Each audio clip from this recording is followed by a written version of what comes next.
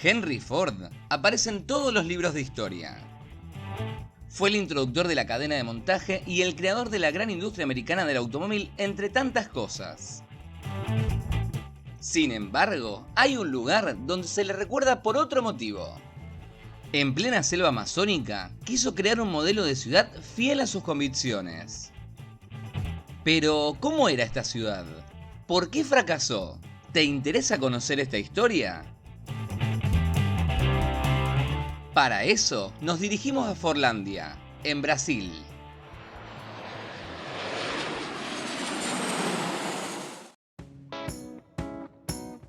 Forlândia se encuentra a orillas del río Tapajós y tiene una población de solo 1000 habitantes. Sin embargo, en las décadas de 1920 y 1930 aspiró a convertirse en un ejemplo de prosperidad. Por aquel entonces, Henry Ford necesitaba caucho para los neumáticos. Por el otro lado, Brasil había sido el principal exportador de este entre 1879 y 1912. De hecho, en el país sudamericano abundaba el árbol del caucho. Sin embargo, había perdido este poderío en manos de británicos y holandeses. Justamente, para romper con este monopolio, Henry Ford decidió asociarse con el gobierno de Brasil. La intención era crear una colonia donde pudiera producir su propio caucho. De esta manera, podría exportarlo directamente a sus fábricas de Detroit. Además, podría responder a la fuerte demanda y expansión que la fábrica experimentó con el modelo T en la segunda y tercera década del siglo XX. El convenio parecía cerrar por todas partes. Ford obtendría el caucho y Brasil volvería a convertirse nuevamente en potencia en el tema.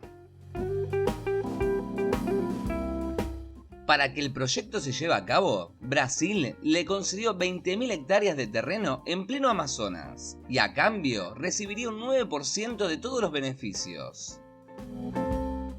De esta manera, en 1928 nacería Forlândia. La idea de Henry Ford era crear una sociedad modelo y enseñar los valores de Estados Unidos en el país sudamericano. Ford había crecido en una granja, y la nostalgia le hacía creer que no había nada mejor que los pueblos del medio oeste de Estados Unidos. De esta manera, Forlândia tendría el aspecto ideal de las ciudades estadounidenses. La ciudad tendría casas típicas del medio oeste, hospitales, escuelas, bibliotecas, una piscina comunitaria, un parque infantil y campos de golf.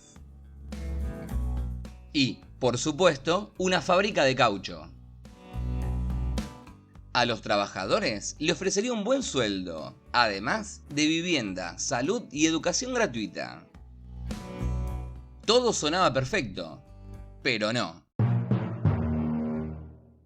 Para 1930, o sea, con apenas 2 años de funcionamiento, Forlândia era un fracaso.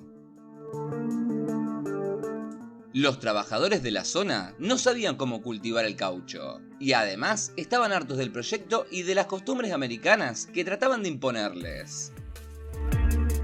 La comida que les proporcionaban era completamente desconocida para ellos. Las dietas se basaban en hamburguesas, avena y arroz integral. Además, el alcohol y el tabaco estaban totalmente prohibidos.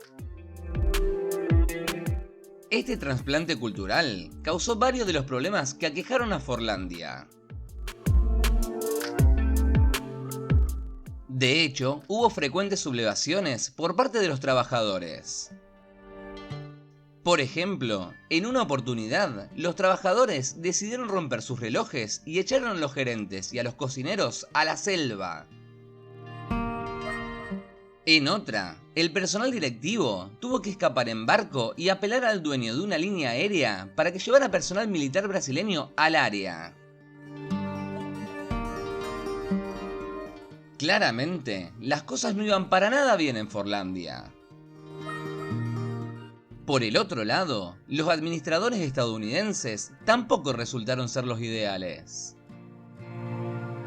Básicamente, tenían pocos conocimientos de todo lo que les rodeaba. No sabían prácticamente nada, ni de agricultura ni de costumbres brasileras. Además de todo esto, las condiciones que imponía la selva no eran fáciles de sobrellevar. De hecho, muchos trabajadores y gerentes de la empresa fallecieron, ya sea de crisis nerviosas o de enfermedades tropicales.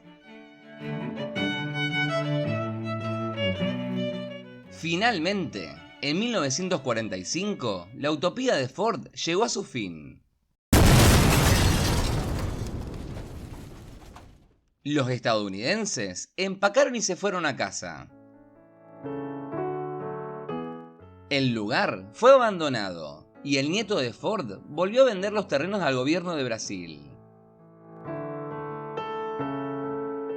Sin embargo, todo se oxidó y la jungla invadió los edificios. Henry Ford invirtió casi 2 décadas y una fortuna en su sueño amazónico. Sin embargo, nunca llegó a visitar la ciudad porque le temía las enfermedades tropicales. Hoy en día, pocos centenares de personas viven en los restos de las casas construidas en aquella época. Algunos son descendientes de los trabajadores que se establecieron en Forlandia. Por lo general, estos tienen pequeños terrenos donde pasta el ganado de cebú. Pero otros sobreviven gracias a pequeños pagos o pensiones de seguridad social. ¿Había manera de evitar este desenlace? Si llegaste hasta acá y disfrutaste del video, te invitamos a darle like y suscribirte a Puerto Balcón.